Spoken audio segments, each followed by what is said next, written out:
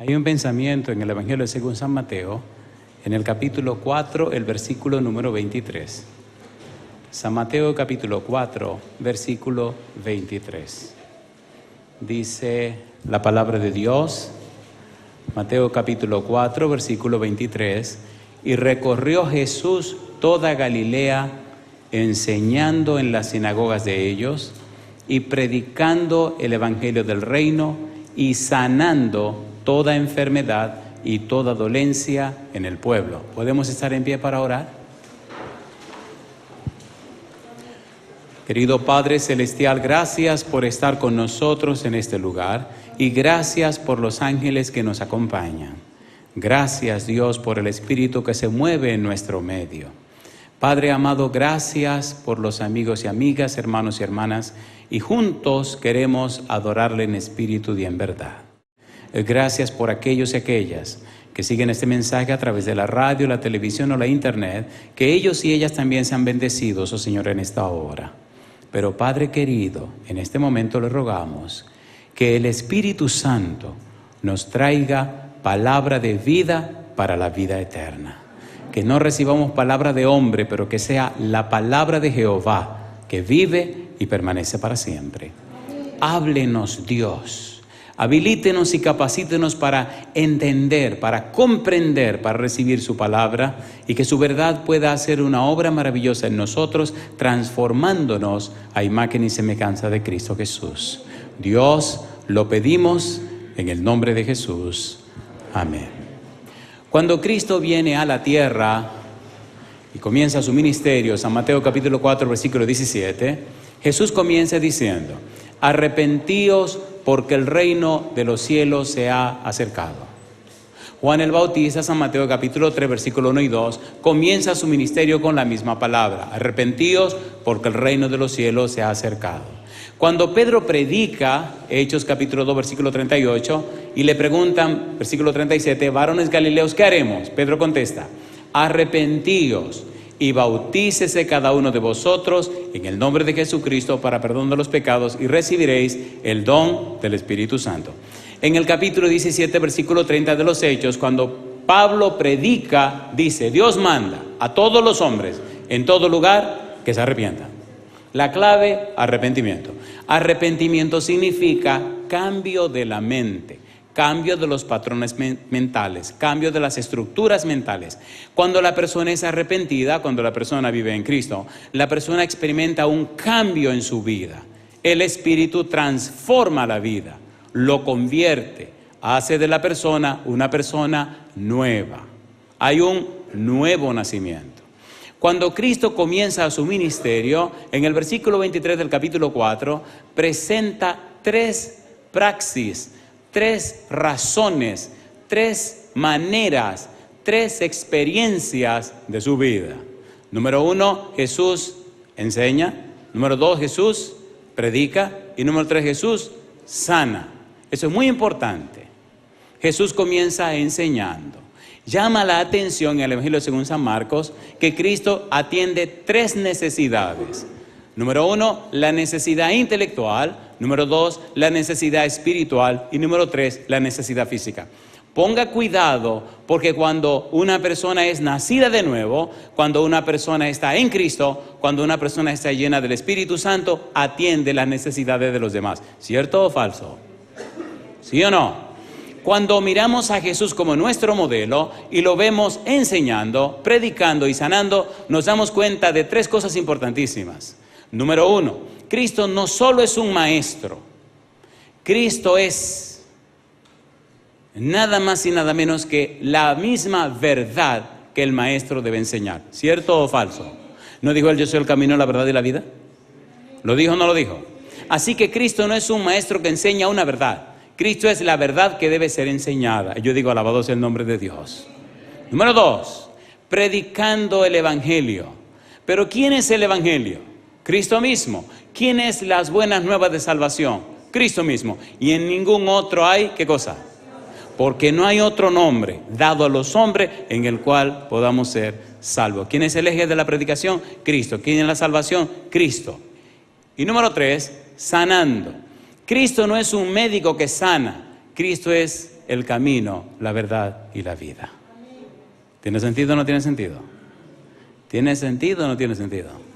De modo que si usted está en Cristo, entonces el poder del Espíritu hará que usted sea una bendición para los demás. Sin embargo, aquí comienza el problema. ¿Recuerdan hace un momento que los discípulos vivieron en un horizonte artificial y por eso no entendieron a Cristo? ¿Se acuerdan o no se acuerdan? En San Marcos ya veremos algunos pasajes en algún momento, sea en esta parte o en la parte siguiente. La pregunta ahora es, ¿qué podemos entender nosotros por razonamiento lineal? ¿Cómo es y cómo podemos entender que siendo que los discípulos caminaron con Jesús, escucharon a Jesús, vivieron y experimentaron la experiencia con Jesús, ¿qué pasó? Hoy día hay tantos conocimientos, tantas toneladas de libros, tantas universidades, tantos razonamientos. ¿Qué pasa? ¿Qué pasa? ¿Qué pasa? ¿Por qué tanta gente en la misma época de Jesús oyeron la predicación de Jesús y no se entregaron a Jesús? En San Juan capítulo número 6, ustedes saben la experiencia de los panes y los peces. Desde aquel momento entonces se alejaron. Y Jesús le preguntó a los discípulos, ¿ustedes por qué no se van? Y le dice, Pedro, ¿por a dónde iremos? Si solo tú tienes palabra para vida eterna. ¿A dónde iremos?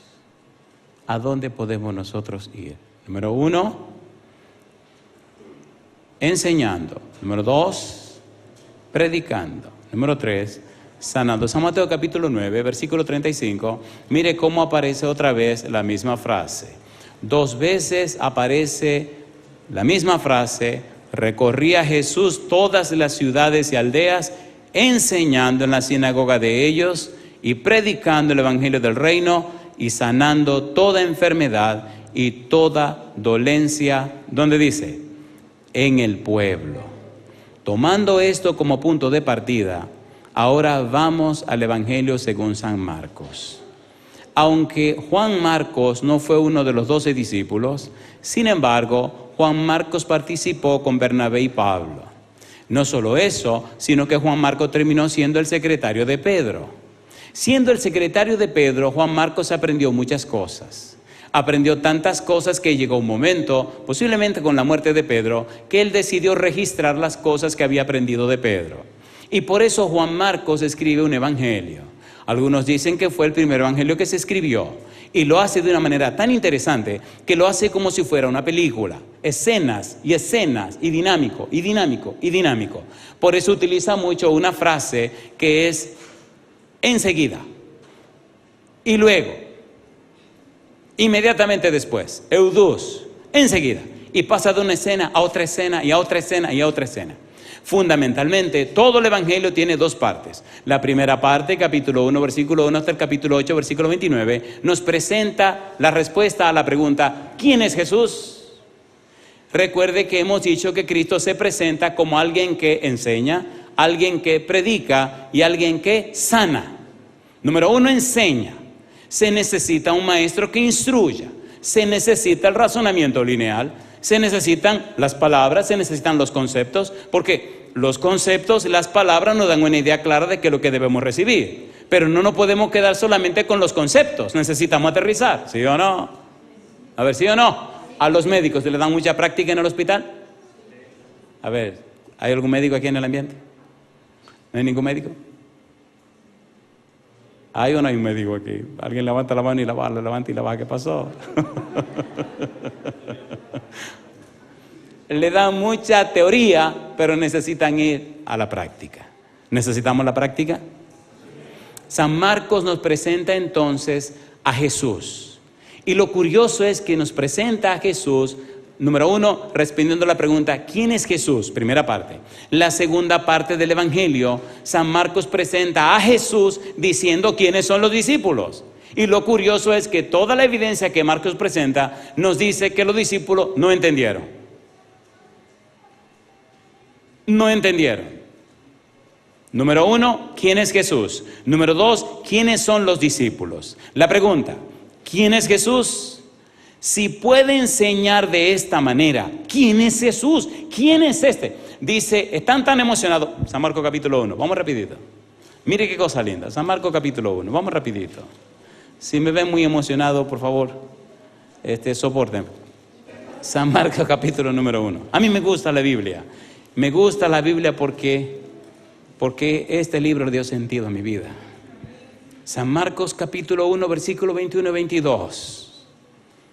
Y entraron en Capernaum, ¿y qué cosa? Y los días de reposo, entrando en la sinagoga, ¿qué hace Jesús? Enseñaba. Y se admiraban de su doctrina porque les enseñaba. ¿De qué manera?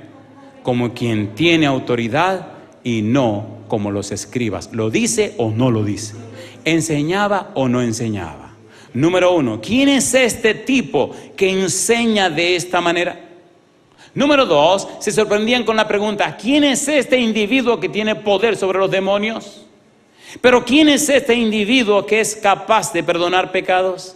¿Quién es este individuo que puede calmar el viento y la tempestad? ¿Quién es este? Era la pregunta. Cuando usted camina con Jesús, cuando usted está lleno del Espíritu Santo, cuando su vida está sometida a Cristo, la gente siempre preguntará, ¿quién es este? Es imposible estar sometido a Jesús y tener una vida común y corriente, ¿sí o no? ¿Sí o no? Una vida común y corriente significa que Cristo no anda cerca. Porque cuando Cristo está cerca, la gente lo sabe, la gente se da cuenta. Y yo le hago una pregunta, ¿necesitamos estar más cerca de Cristo? A ver, ¿sí o no?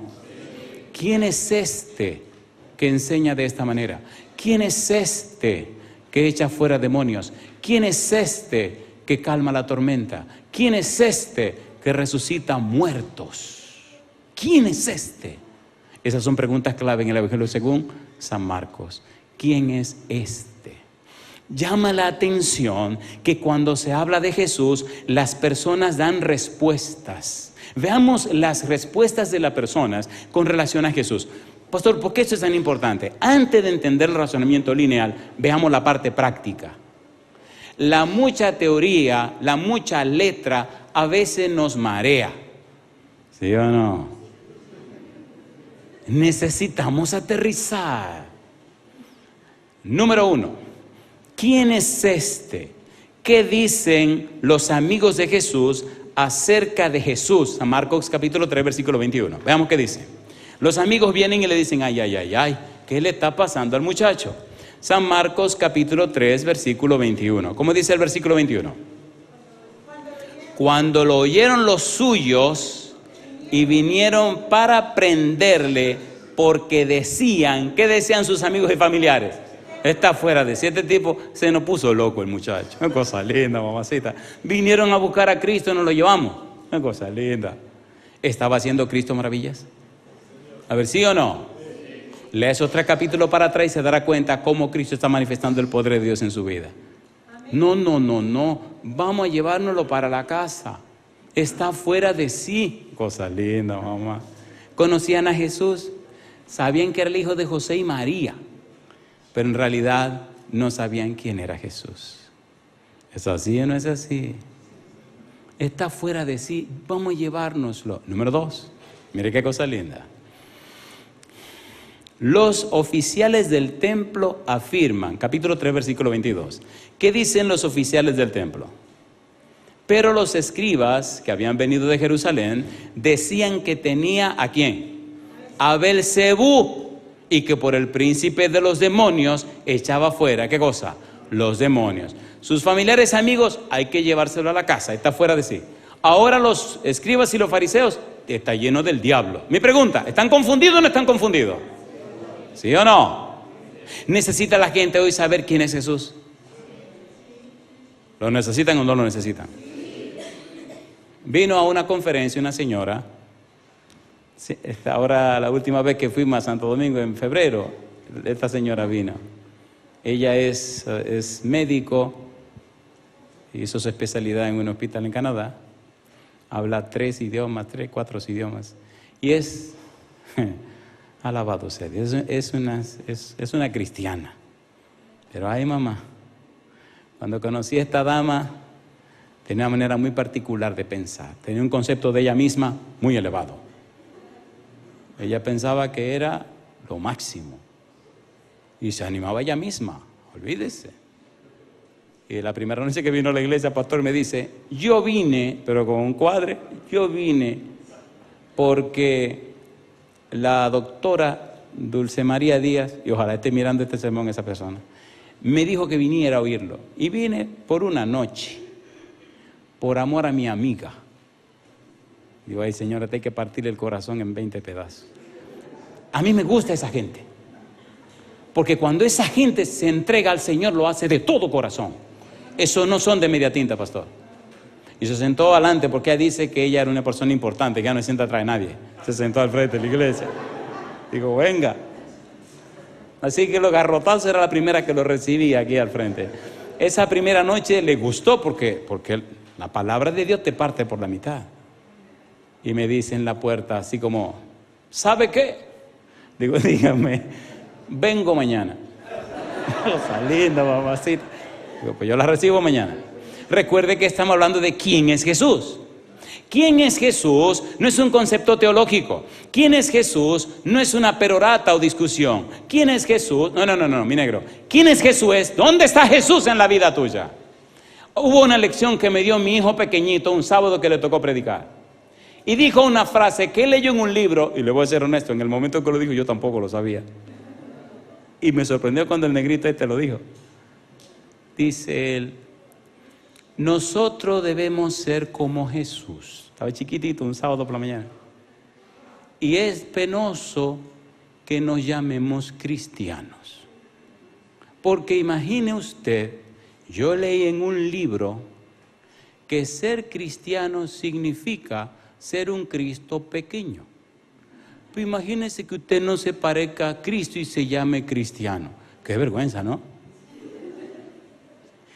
¿Han visto esos perfumes caros que viene una muestra chiquita? En la muestra chiquita, ¿qué le dan?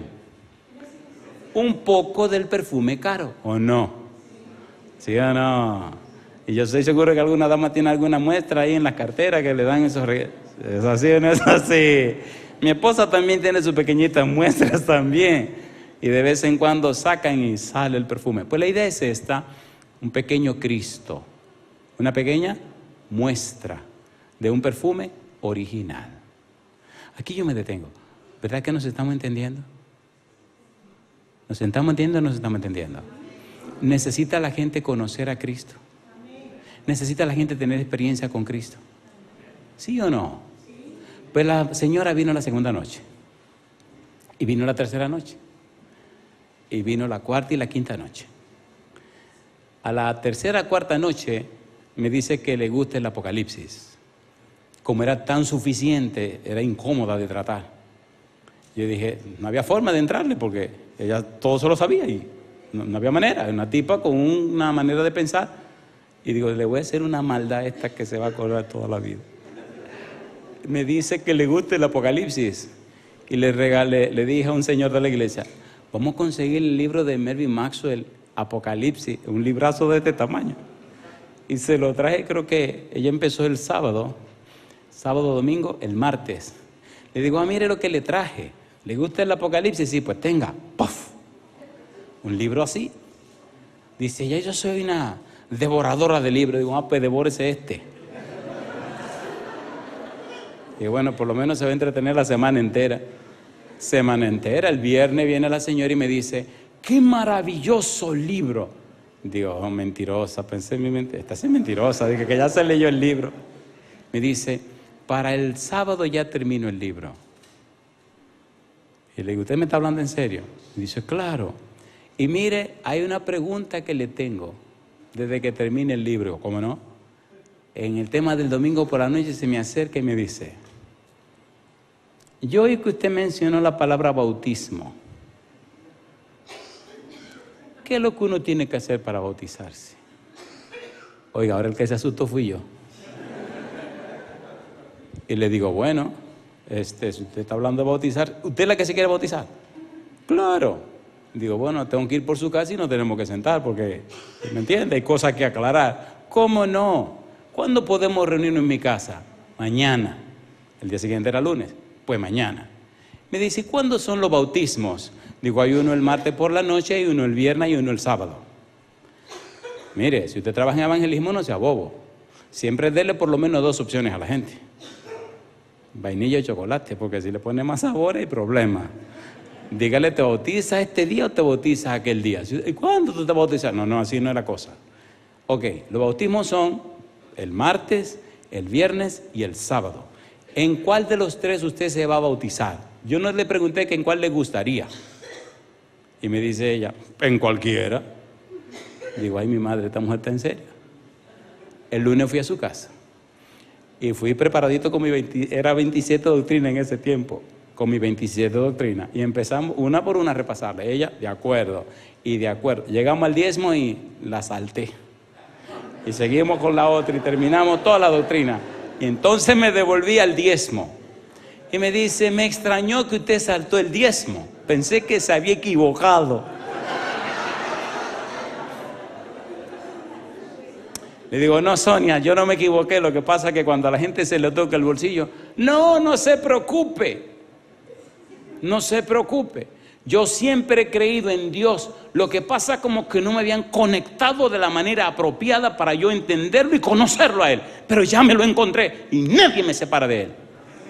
Yo vengo ahora y entro a su habitación y trajo un sobre. Mire, eso se llama diezmo. ¡Pah! Digo, ¿cómo? Pedí un sobre en la iglesia y lo puse en efectivo por si acaso usted no acepta en cheque. Cosa linda, mamacita linda. Digo, ahí están los cuartos, dice ella. Oye, el que se puso a llorar fui yo. Digo, Sonia, pero usted sabe lo que significa. Míreme, ya mi vida cambió. Míreme bien. Ahora me dice ella, el problema lo tiene usted. Digo, ¿por qué? Dice ella, ¿en cuál iglesia me va a poner usted a mí? Porque déjeme decirle, no he visto ninguna iglesia como que me cuadren, como que estén a mi altura. Oye, qué abusadora esa mujer, ¿eh? Recuerde que estamos hablando de razonamiento, ¿cómo? Lineal. Esto hay que hacerlo con gracia y con sonrisa porque de la otra manera duele. Así a usted le duele menos y yo puedo darle más duro, porque, ¿entiende? Cuando va a poner inyección tiene que sobarle bien a la gente para cuando la aguja venga, compadre, y la aguja viene por ahí, así que ríase y gócese porque la suya viene. Y Sonia estaba feliz y la bautizamos.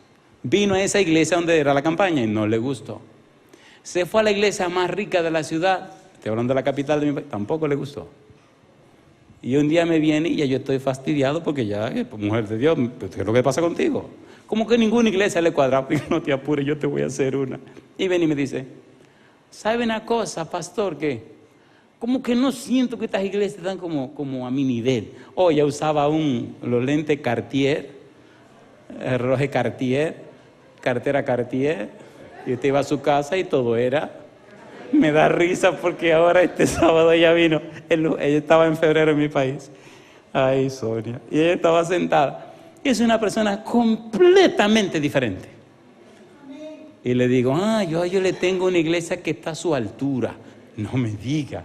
Claro, y está cerquita de su casa. ¿Cómo? Sí, y le doy la dirección. La casa, mire, usted va a ir a esta dirección. En la casa era un grupo, una compañía que estaba comenzando en la casa de una hermana, la hermana Teresa. Y los sábados a las 11 de la mañana, toda la comida que se estaba cocinando en la casa inundaba la sala, porque la iglesita se reunía en la sala de la casa. Y era un olor a comida que no se aguantaba. Usted estaba predicando y los jugos gástricos le sonaban porque estaba oliendo la comida. Y era una casa, una familia. No te apures la que te voy a hacer. Y la tipa se montó todo su atuendo para ir a esa iglesia que el pastor le recomendó. Y después descubre que está a la vuelta de la esquina de su casa, que dio una vuelta. Y cuando llega anda buscando el letrero. ¿Letrero a dónde? Una iglesia que tenga una casa de familia. Y se para y le dice a la hermana, ella le había dicho, hermana Teresa, viene una doctoraza, mire, con todo el feeling, agárrela. Desde que le pregunte dónde, abrácela, métala para adentro. Y no la dejen salir. Son hermanas, pero hermanas que son hermanas, pero hermanas del Señor, mujeres que son de Dios. Llega esta doctoraza con un vestido blanco y con todo este feeling y ve que esa es la dirección de la casa y pregunta, bueno, ¿me pueden ayudar? Y sale la hermana Teresa, saliendo y dice, oh, tú no eres Sonia, sí, pues camina muchacha. Y la agarra y la mete. Dice, ¿y cómo usted me conoce? El pastor ya me dijo que tú ibas a venir, y la abraza y la mete para adentro. Y ella ve la sala de la casa, todas las sillitas puestas. Y le dice, siéntate ahí, vamos a cantar. Miren, esta es Sonia, vino para quedarse con nosotros. El pastor la mandó. Y se quedó ella como, uff. Cantaron y la tiraron y la estrujaron. Y de ahí salió oliendo a comida, a habichuela. Uy, le gustó tanto que a la tarde, obra misionera, en la tarde vino y le dice Teresa, no, ve, quítate esa ropa, tú con ese, ahí te van a atracar en el monte porque vamos para allá adentro, para el barrio. Oiga, qué cosa linda, ahí se quedó Sonia. Sonia fue la razón de hacer un edificiazo para la iglesia que empezó en ese lugarcito. Por favor, ¿se entiende lo que estoy diciendo? ¿Se entiende o no se entiende? Ahora usted tiene que ver a Sonia, una mujer de Dios. Jamás se le ocurrirá que ese corazón estaba lleno de tanta suficiencia. Vaya guardando porque ahorita viene la inyección. ¿Quién es Jesús? San Marcos capítulo 6 versículo 3. San Marcos 6, 3. Vamos rapidito. Wow, aquí el tiempo se va, que uno y cuenta se va. Marcos 6, 3. ¿Cómo dice el versículo 3? Los habitantes de su aldea cuestionan. Marcos 6, 3. ¿Cómo dice el versículo 3? ¿No es este el carpintero, hijo de María, hermano de Jacobo, de José, de Judas y de Simón? ¿No están también aquí con nosotros sus hermanas? ¿Y qué cosa dice? Y se escandalizaban de él. Así que la gente de la aldea donde Cristo se crió cuestionaban quién era Jesús. Mi pregunta, ¿tenían un conocimiento lineal de Jesús? Sí. ¿Tenían un conocimiento conceptual de Jesús? Sí. Solo lo habían visto, inclusive lo habían visto crecer, pero nunca se habían relacionado con él. Nunca habían tratado con él. Nunca habían tenido experiencia con él. Nunca habían aprendido a vivir en él. Tenían información acerca de él. ¿Quién es este? Pero ven acá, ¿y este no es el hijo de José y María? ¿Qué pasa con este muchacho? Número 4. ¿Qué dijo Herodes acerca de Jesús? Marcos capítulo 6 versículo 14. ¿Qué dice el versículo 14? Oyó el rey Herodes la fama de Jesús, porque su nombre se había hecho notorio, y dijo: Juan el Bautista ha resucitado de los muertos, y por eso actúan en él estos poderes. Para Herodes, ¿quién era Jesús? Juan el Bautista. ¿Notan que cada quien daba una opinión diferente? ¿Lo notan o no lo notan? ¿Lo notan o no lo notan? Curiosamente, todo el grupo habían unos individuos que sí sabían quién era Jesús. Y lamentablemente, de todo el equipo, son ellos quienes dan un testimonio más claro acerca de quién es Jesús. San Marcos capítulo 1, versículos 23 y 24. Mire usted quiénes identifican más apropiadamente quién es Jesús. San Marcos 1, versículo 23. ¿Cómo dice el verso 23? Pero había en la sinagoga de ellos un hombre con un espíritu, ¿cómo? Inmundo, que dio voces diciendo. ¿Qué dijo el demonio? ¿Qué tienes con nosotros, Jesús Nazareno? Has venido para destruirnos. Sé quién eres. ¿Qué dice? El Santo de Dios. Alabado es el nombre de Dios. ¿Sabían los demonios quién era Jesús? ¿Sí o no? ¿Habían estado ellos allá arriba? ¿Sí o no? ¿Habían experimentado allá arriba con el Señor Jesús? Da pena y vergüenza que tenían una idea más clara que los que caminaban con Él. Y un poquito más. Los demonios siguen opinando acerca de Jesús. Capítulo 3, versículo 11. Capítulo 3, versículo 11. Y los espíritus inmundos, al verle, se postraban delante de Él y daban voces diciendo: Tú eres el Hijo de Dios. ¿Lo dice o no lo dice? Marcos capítulo 5, versículo 7. ¿Quién es este? Y clamando a gran voz dijo: ¿Qué tienes conmigo, Jesús, Hijo del Dios Altísimo? Te conjuro por Dios que no me atormentes. Mi pregunta, estos espíritus inmundos que habían estado en el cielo como ángeles, principados, potestades, dominios, tronos, etc., y que ahora se convirtieron en demonios, ¿habían tenido una experiencia real con el Señor Jesús? ¿Sí o no? No recibieron una información teórica, conceptual del Señor Jesús, sino que sabían quién era en realidad el Señor Jesús. Y ahora lo identifican como el Hijo de Dios, como el Santo de Israel. Mi pregunta para ti, querido, olvídate de todos los demás, piensa en ti ahora por un momento. Si te preguntaran para ti, ¿quién es Jesús? No me interesa qué diría tu boca, me interesa saber qué dice tu vida.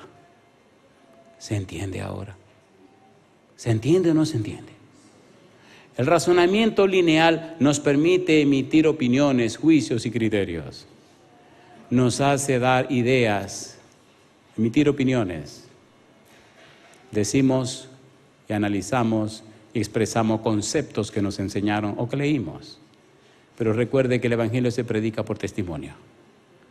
La pregunta es, mi vida, ¿qué dice acerca de Jesús?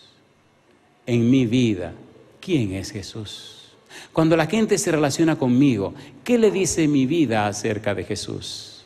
Queridos, ¿verdad que nos estamos entendiendo? ¿Nos estamos entendiendo o no nos estamos entendiendo? Mire la vida de su esposa o la vida de su esposo. Mire la vida de sus hijos. Mire la vida de sus amigos. Mire la vida de la gente que están cerca de usted. Usted es cristiano y su servidor también. ¿Qué está pasando en la vida de ellos y ellas en relación a la vida tuya? Porque si ellos están conociendo a Cristo en ti, sus vidas están siendo cambiadas por el poder del Espíritu que obra en la vida tuya.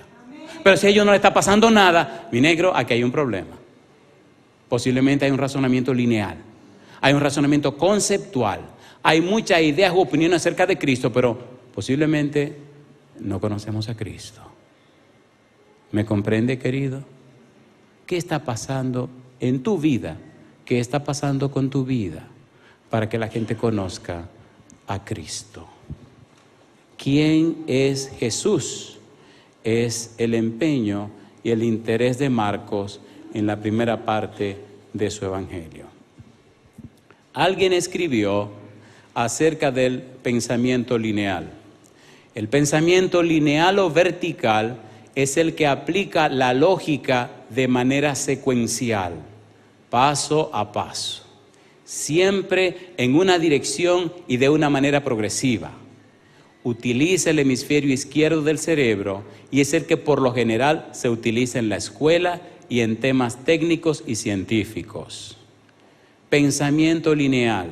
Esencialmente, el pensamiento lineal es mirar algo desde un punto de vista. Si una persona practica el pensamiento lineal, se mantiene a una línea recta de pensamiento. Esto significa que toma la información de una situación y la aplica en situaciones similares. Otra definición del pensamiento lineal incluye el responder a un estímulo antes de responder al siguiente. Se piensa que los pensadores lineales son lógicos y ordenados y sobresalen en materias como las matemáticas y las ciencias. Cuando Cristo viene a la tierra, lo primero que Cristo hace es suplir las necesidades intelectuales. Por eso San Marcos 1, 21, 22 dice que Cristo enseñaba. Por eso Mateo nos dice, Mateo 4, 23 y 9, 35, que Cristo, número 1, enseñaba, número 2, predicaba y número 3, sanaba. Pero número 1, enseñaba. Es importante enseñar, es importantísimo iniciar el proceso de enseñanza para que haya aprendizaje. Es importante enseñar, instruir para que el resultado sea el aprendizaje. Cristo viene como maestro, enseña y entonces instruye. Enseña, razonamiento lineal, presenta conceptos, ideas, opiniones, criterios. Número 1, el discurso maestro de Jesucristo. Oísteis que fue dicho. Bienaventurados, y presenta todo el andamiaje, presenta todas las ideas, presenta la carta magna, la constitución del reino de la gracia. Primero, presenta en sentido general y global todo lo que significa el reino de la gracia, el reino que Él viene a instaurar. Oísteis que fue dicho esto y esto, mas yo os digo. Ahora vienen los imperativos categóricos y presenta y plantea los principios claros y establecidos en el reino que viene a poner en práctica, que viene a instaurar. Razonamiento lineal. Esta es la parte teórica, esta es la parte lineal. Pero queridos, dice el Señor Jesús, ahora voy a aterrizar. Yo pregunto, ¿es importante enseñar? Importantísimo. ¿Es importante aprender lo que se enseña? Importantísimo. Pero es imprescindible la instrucción. ¿Sí o no? Enseñar es mostrar, enseñar es decir, enseñar es presentar el contenido. Pero es importante aterrizar. La instrucción es más que enseñar, es un proceso. ¿Ahora entendieron la teoría? Sí, vamos al campo. ¿Ahora entendieron lo que le quiero decir? Sí, vamos a la práctica. ¿Ahora entendieron la necesidad? Sí, vamos a ponerla en práctica. ¿No hizo eso Jesús con los discípulos? A ver, ¿sí o no? ¿Sí o no? Entonces, si ustedes vinieron aquí al monte a ser enseñados, se necesita ahora, cuando bajen al valle, vivir la instrucción. Tienen que vivir y practicar lo que están aprendiendo. ¿Es así o no es así? Y la mejor manera de aprender lo que están aprendiendo es enseñárselo a otro. ¿Sí o no? Me llama un día un señor, me llama y me dice, mire pastor, yo nunca en mi vida había predicado. Y una noche se me ocurrió una travesura. Y le digo, ¿cuál fue la travesura, mi amigo? Dije, bueno, si estos sermones son buenos, tienen que ser buenos con cualquiera.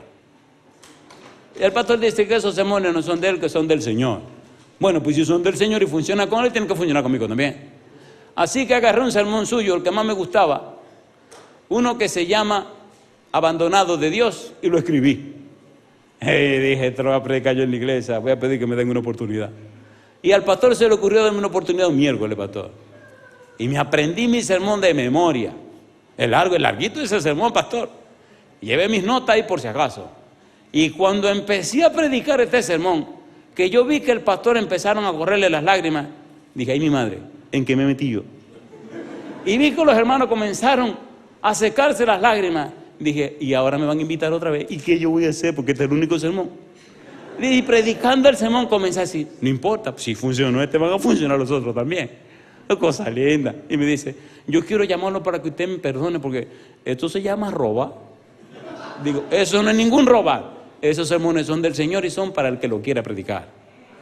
Dice, ya tengo como 50 sermones escritos y estoy predicando por todas las iglesias.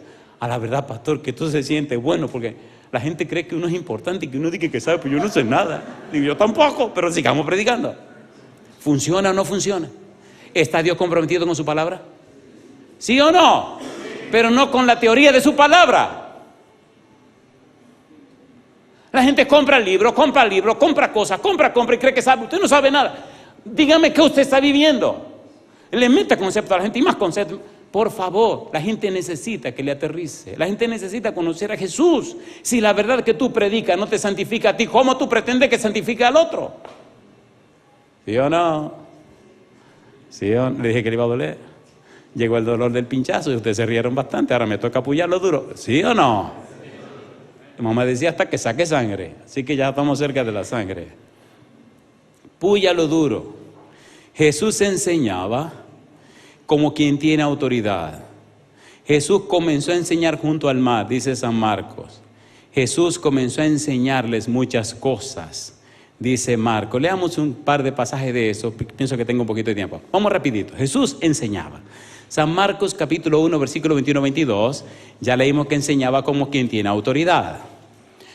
San Marcos capítulo 4, versículo número 23. ¿Qué dice San Marcos 4, 23? Mateo 4:23 y Mateo 9:35 dice que Jesús enseñaba. San Marcos, capítulo 2, versículo 13. ¿Qué dice Marcos 2:13? Después, ¿qué dice? Volvió a salir al mar, ¿y qué dice ahora?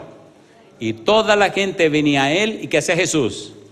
Y les enseñaba. Capítulo 4, Marcos, versículo 1 y 2. Marcos 1, otra vez comenzó Jesús, ¿a qué? A enseñar junto al mar.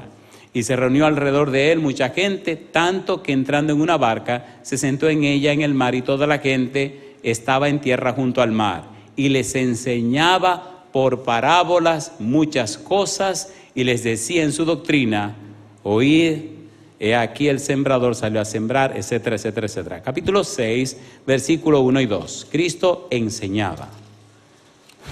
Versículo 1, 6, 1. Salió Jesús de allí y vino a su tierra, y le seguían sus discípulos, y llegado el día de reposo comenzó a enseñar en la sinagoga, y muchos oyéndole se admiraban y decían: ¿de dónde tiene estas cosas? ¿Y qué sabiduría es esta que le es dada?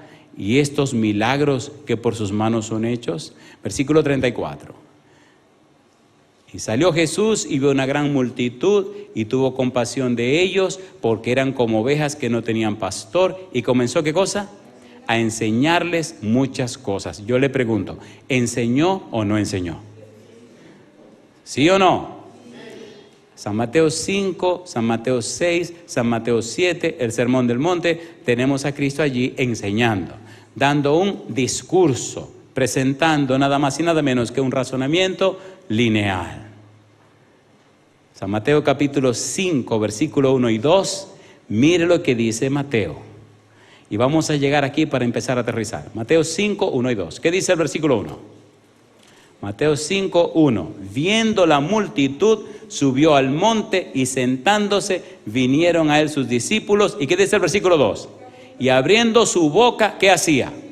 Les enseñaba. ¿Qué hacía Cristo? Les enseñaba.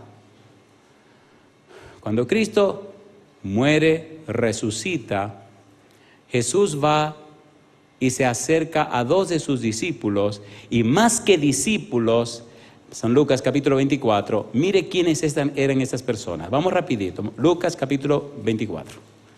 Enseñaba, razonamiento lineal. San Lucas capítulo 24, ¿quiénes eran estos? Versículo número 10. ¿Cómo dice el 10? San Lucas 24:10. Eran María Magdalena y Juana y María madre de Jacobo, y las demás con ellas, quienes dijeron estas cosas. ¿A quién le dice? A los apóstoles. Versículo 11. ¿Qué dice ahora? Mas a ellos les parecían locura las palabras de ellas. ¿Y qué dice? Y no las creían. Versículo 15. Sucedió que mientras hablaban y discutían entre sí, Jesús mismo se acercó y caminaba ¿con quiénes? ¿Quiénes eran ellos? Versículo 13. Y aquí dos de ellos iban el mismo día a una aldea llamada Emaús, que estaba a 60 estadios de Jerusalén. ¿Dos de quiénes? De ellos. ¿Quiénes son ellos? Los apóstoles. Ahora van para Emaús el día de la resurrección y están tan velados, estaban tan enfocados en el pensamiento lineal que no entendieron ni comprendieron, ni pudieron estar percibidos del cumplimiento de los hechos que Cristo había anunciado. Estaban tan ciegos en sus razonamientos, estaban tan empeñados y empecinados en sus propias ideas, estaban tan enfocados en su propia forma de ver las cosas, su cosmovisión de la vida estaban tan enfocada en su forma de pensar y en sus conveniencias, que no miraron, ni comprendieron, ni entendieron lo que Cristo les había querido decir. No creyeron a los ángeles que Cristo había resucitado, no creyeron a las mujeres, no creyeron el testimonio de los demás, tampoco le creyeron a Cristo, no creyeron las escrituras, y ahora van para Emaús y el mismo Cristo se le acerca. ¿Y a quién no identificaron? Veamos. Versículo 15. Sucedió que mientras hablaban y discutían entre sí, Jesús mismo se acercó y caminaba con ellos. Mas los ojos de ellos estaban ¿cómo? Velados, para que no le conociesen. ¿Cuál es el punto? El punto es que usted puede estar tan embebido, tan emborrachado con el concepto lineal, con el razonamiento lineal, que hasta el mismo Jesús se le puede acercar y usted no lo conoce. ¿Se entiende o no se entiende? ¿Se entiende o no se entiende? Usted está tan dispuesto a discutir, a analizar y a discutir y a analizar, que no esté cumpliendo con su deber de predicar el evangelio, de mostrarle a otro a Cristo Jesús. Somos tremendos abogados, pero Cristo no quiere más abogados en la iglesia. Cristo quiere discípulos. Un discípulo es un aprendiz, alguien que quiere imitar a su maestro. El discípulo que está en el taller no está tan ocupado o empeñado en cuánta enciclopedia tengo que leer. Está empeñado en darse cuenta qué es lo que el maestro está haciendo, ¿o no? ¿Sí o no? ¿Cuál fue el formón que usó para tallar esa línea? ¿Cómo fue que cortó ese ángulo? ¿Cómo fue que pegó esa madera con la otra madera? ¿Cómo pegó este hierro con aquel hierro? ¿Cómo hizo ese diseño? Él está allí práctico, es un aprendiz. Él está siguiendo a su maestro porque él quiere imitar a su maestro, él quiere ser como su maestro. Cuando a él le toque, entonces a él lo van a llamar como maestro o no. ¿Sí o no? No es cuánta teoría yo me aprendí, no, es cuánto aprendí en la vida práctica de mi maestro. Queridos, ¿se entiende o no se entiende? ¿Se entiende o no se entiende? Y entonces cuando el chiquito aprende y lleva su primera mecedorita, su primer silla, el primer fruto resultado de su experiencia de estar con su maestro, los padres alaban y brincan de alegría porque ya el niño está aprendiendo, o no, y el maestro se siente feliz porque está viendo los resultados. Estamos en el mes de julio. Perdone, le dije que le iba a doler. Si no hay sangre, no hay aprendizaje. Sea sincero con usted. ¿De qué ha valido que Dios le dé a usted 7 meses si las almas no están viniendo a Cristo? Oiga, pastor, no siga por ahí. Le dije que le iba a doler. Yo no vine a entretenerlo, pastor. Yo vine a que nos despertemos. ¿Estamos de acuerdo? ¿Estamos de acuerdo o no estamos de acuerdo? Seamos sinceros delante de Dios. ¿Verdad que somos muy lineales? Sabemos mucho, aprendemos mucho, compramos muchos libros, pero mi negro, ven para acá. ¿Dónde están los resultados? ¿Habrá resultados si nos aferramos a Jesús? ¿Si levantamos a Jesús? ¿Habrá resultado o no habrá resultado? Pastor, no sé si le conté. Y esto es penoso lo que voy a decir. Voy a tratar de decirlo amablemente sin decir nombre y ojalá no me confunda y se me zafa el nombre del lugar. Llegamos a un lugar y aquí están 2 testigos. Perdón, aquí están 2 personas que andan conmigo que saben que... Creo que me entendieron, ¿verdad? Son testigos de lo que voy a contar. Qué barbaridad. Llegamos a ese lugar y ese bautisterio de esa iglesia tenía 3 años que el pobrecito no se bañaba.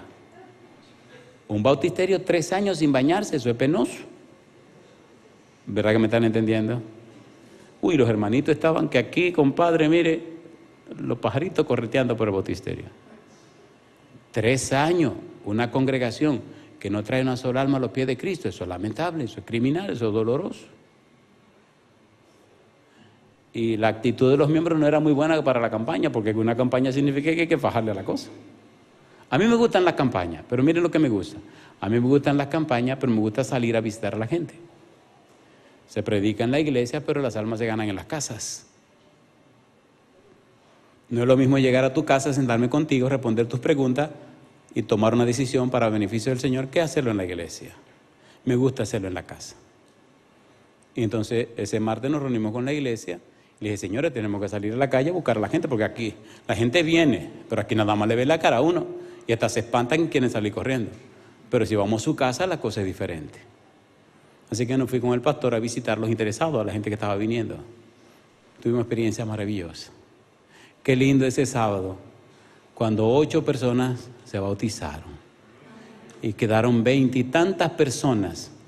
Algunos nunca habían venido a la iglesia, venían por la iglesia esa semana primera vez, pero tomaron la decisión, pasando al frente, de recibir las instrucciones necesarias para en el momento oportuno bautizarse para la gloria de Dios. Yo le pregunto, queridos, ¿tiene sentido lo que estamos diciendo o no tiene sentido? No nos quedemos con un razonamiento lineal, un razonamiento conceptual, con las ideas, los criterios. No, aterricemos. Jesús no solo se quedó con palabras, Jesús aterrizó. Estos 2 discípulos que iban para Emaús tenían los ojos velados para que no le conociesen y les dijo, ¿qué pláticas son estas que tenéis entre vosotros mientras camináis y por qué estáis tristes? Respondiendo uno de ellos, que se llamaba Cleofas, le dijo, ¿eres tú el único forastero en Jerusalén que no ha sabido las cosas que han acontecido en estos días? ¿Qué cosas eran estos 2 caballeros? Apóstoles, dice aquí.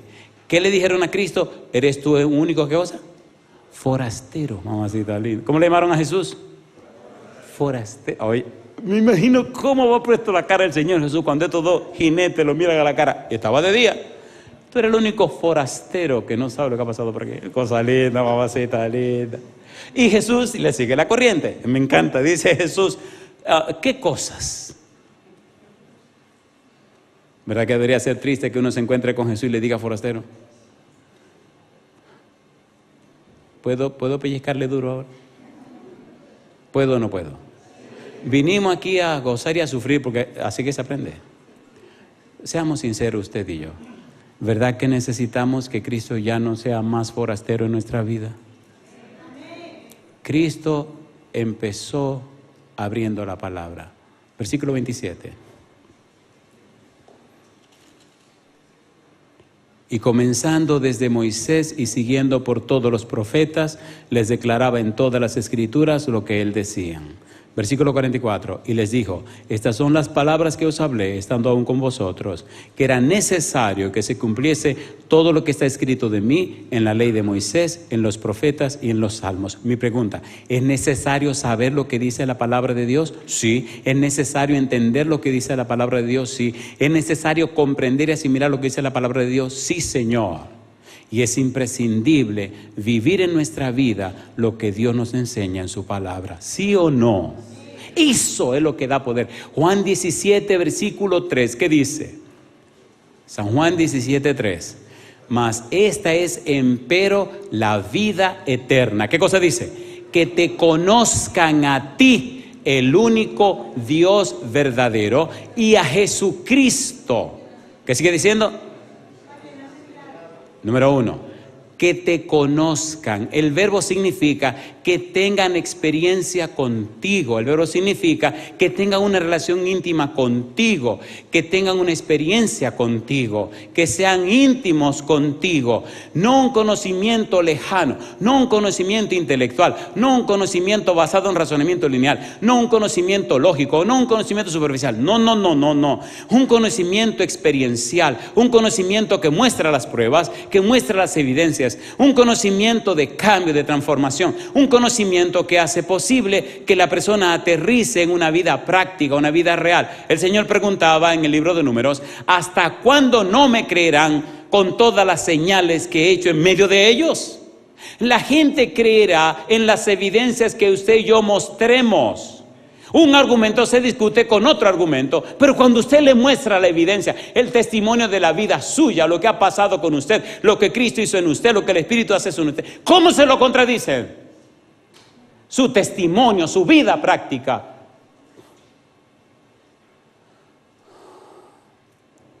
Y me decía Efraín, mire pastor, empezó a llorar, esto de Dios, esto es verdad, pastor, esto que usted dice, esto es verdad. Y déjeme decirle algo que yo no quiero decir porque a veces piensan que uno está loco. Pastor, yo andaba en la calle bebiendo, usando cosas que no se deben usar y haciendo cosas que no se deben hacer. Y mi mamá me invitaba a la iglesia y le decía, no, déjate eso.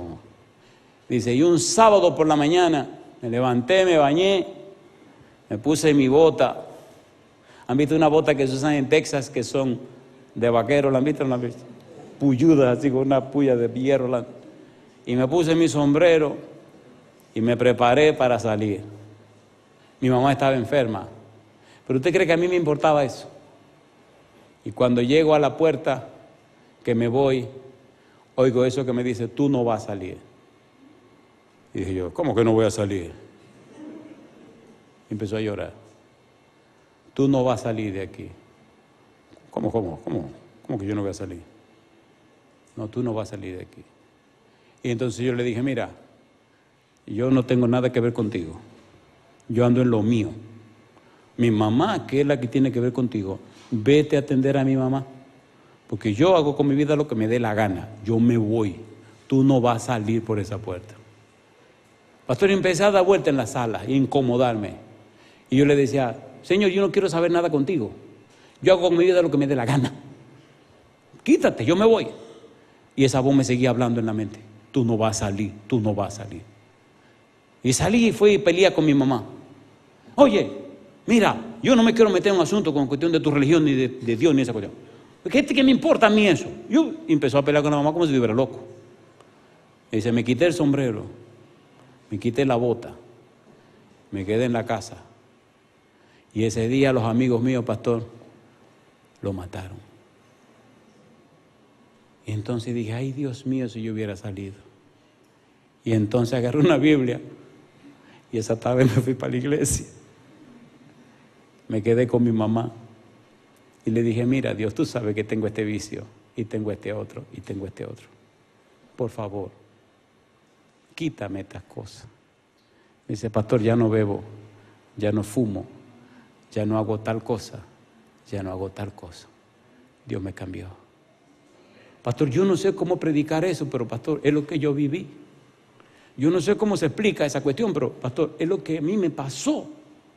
Dígame si es que yo estoy loco, porque jamás he vuelto. ¿Sabe cómo comenzó todo este ministerio? Ese tipo, pastor, fue el primero que empezó a grabar CD para la voz del Consolador. Yo te hago una pregunta a usted. ¿Es real, Señor, o no es real? Amén. La gente necesita oír eso. La gente necesita ver en la vida tuya más que un simple razonamiento lineal. Me llena de gozo lo que nos dijo el pastor Benini. Cuando pasa en tu vida, puede pasar en la vida de los demás. Si tú eres un discípulo, solo un discípulo pare a otro discípulo. ¿Sí o no? Porque un miembro pare a otro miembro. ¿O no? ¿Sí o no? Y de repente se llena esta cuestión de miembros y hay una chismografía, una chismopraxia, una chismología. Es una barbaridad, que no hay quien soporte estar entre todo ese lío. Pero un discípulo pare a otro discípulo que viene como aprendiz para la gloria de Dios. ¿Le gustaría ser discípulo? ¿Le gustaría ser un pequeño Cristo? ¿Le gustaría ir más allá del simple razonamiento lineal? ¿Le gustaría aterrizar? En la próxima entrega empezaremos por ahí. Cómo Cristo comienza con el pensamiento lineal, con los conceptos, con el discurso, inmediatamente baja de la montaña. Bajando de la montaña, lo primero que se le presenta es un leproso. ¿Se acuerdan o no se acuerdan del leproso? Baja de la montaña, la multitud viene con él y de repente viene un leproso. Se tira a sus pies y le dice, Señor, si quieres, puedes limpiarme. Yo le hago una pregunta, ¿cuántos leprosos había visto limpio ese leproso? Ninguno. ¿Cuánta gente, la noticia, los periódicos y las noticias de Jerusalén estaban diciendo que habían sido limpiados como leprosos en ese momento? Ninguno. ¿Y qué le pasó a este leproso? Pues este leproso le dio la gana de creer que Cristo lo podía sanar y desafió a la multitud, desafió a las autoridades, desafió todo y vino a Cristo. Yo le hago una pregunta, ¿era lógico lo que estaba haciendo el leproso? No era ilógico, irracional, una locura. Podían apedrearlo y matarlo. ¿Cómo un leproso estaba poniendo en riesgo la ciudad? Y había una multitud de gente. Y desafió a la multitud, desafió a la autoridad, desafió todo para encontrarse con Cristo. Se le tira a los pies y le dice, me gusta en el deseo de toda la gente que la sierva del Señor dice que la enfermedad había hecho estrago en la piel del leproso. Se veía feo. Se le veían hoyos. Posiblemente ya no tenía la nariz, tal vez no tenía las orejas y tal vez tenía hoyos y hedía carne podrida, un moribundo caminando. Compadre, la gente cuando olió ese olor a carne podrida salió corriendo. ¿Quién se quedó paradito? Cristo. Se tiró a sus pies y le dijo, si quieres puedes limpiarme. Me imagino Cristo con una sonrisa hermosa, inclinarse y tocarlo. ¿Podía la gente tocar a los leprosos? Se contaminaba. ¿Se contamina Cristo? No. Yo no sé cuál es tu lepra, pero te tengo buena noticia. Cristo te la puede curar. Si hay algún leproso, póngase en pie para pedirle esta mañana a Cristo que le cure la lepra. Imagínese cuando ese leproso llegó a su casa. Se imagina este leproso en su casa, la señora, los hijos.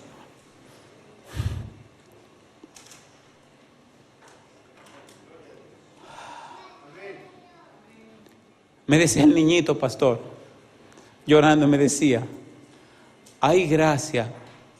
Era un niñito que me decía, ay, gracias, padrecito, que usted cambió a mi papá. Porque yo odiaba tanto a mi papá, que nada más decía, cuando yo sea grande yo lo voy a matar. Mi papá y yo nos odiábamos hasta la muerte. Ni yo quería saber de él, ni él quería saber de mí. Pero mi papá ha cambiado, que yo le dije a mi mamá que yo quería venir a darle las gracias a usted, padrecito. Yo le dije, mamá, ¿y cómo se llama el padrecito que cambió a mi papá? Una cosa linda, mamacita linda. Y yo abracé al muchachito y empezamos a llorar juntos. Porque su papá era el demonio, era un diablo, una cosa espantosa. Y el Señor vino y cambió a ese hombre. La esposa cambió. Pastor, toda la familita vino a los pies del Señor. Piense por un momento cuando este hombre llegó a su casa, que su esposa lo vio completamente sano, que sus hijos lo vieron completamente sano. Y cuando él contara su testimonio, ¿creería la señora en Jesús, sí o no? ¿Los hijos creerían en Jesús, sí o no? Queridos, ¿verdad que nos estamos entendiendo? ¿Sí o no? ¿Se acuerdan el endemoniado gadareno? ¿Se acuerdan que quería seguir a Jesús? ¿Qué le dijo Jesús? No, mi negro, no, espérate un momento. Vete para tu casa y ve, cuéntale a tu gente lo que el Señor ha hecho por ti. Imagínese la comunidad donde era el endemoniado que todo el mundo le salía corriendo. Cuando este tipo llegó a la casa limpiecito, arregladito y con ropa, que se le presentó a la señora y comenzó a contarle lo que Cristo hizo con él. Querido, ¿verdad que usted me está entendiendo? ¿Se entiende o no se entiende? Que cuando usted baje de esta montaña, esté tan lleno del Espíritu de Dios, que la persona que le vean le pregunten, ¿y qué fue lo que te pasó? Cuando su boca se abra, usted pueda testificar, tuve un encuentro con Cristo Jesús y cambió mi vida. Si su decisión es que eso pase en usted, levante la mano conmigo y oremos juntos a Dios. Querido Padre, gracias por darnos a Jesús. Gracias por su palabra, Señor. Padre querido, que no nos quedemos solamente con los conceptos acerca de usted, que no sepamos solamente la teoría acerca de usted, pero Dios, que seamos tan llenos del Espíritu Santo, que contemos a otros las experiencias, las pruebas, las evidencias que tenemos, que usted ha obrado en nosotros y nos ha hecho personas nuevas para la gloria de su nombre. Que nuestro testimonio sea tan poderoso, tan real, que inspire a que otros también se entreguen a usted. Que nada ni nadie pueda movernos, oh Dios, de la roca de eterna salvación, porque tenemos algo que contar acerca de la experiencia que hemos vivido en Cristo Jesús.